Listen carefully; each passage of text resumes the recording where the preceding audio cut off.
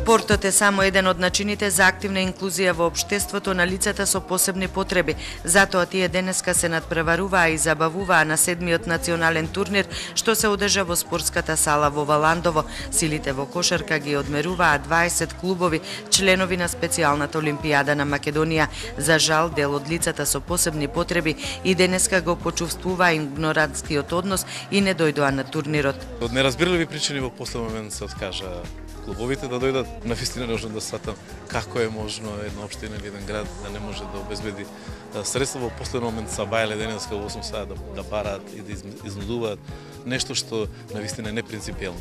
Домаќинот, градоначалникот на Валандово, апелираше до своите колеги за поголема поддршка на лицата со посебни потреби. Да одвојат од своите општини 10.000 денара како би можеле да бидат добри домакини и ги организираат овие деца.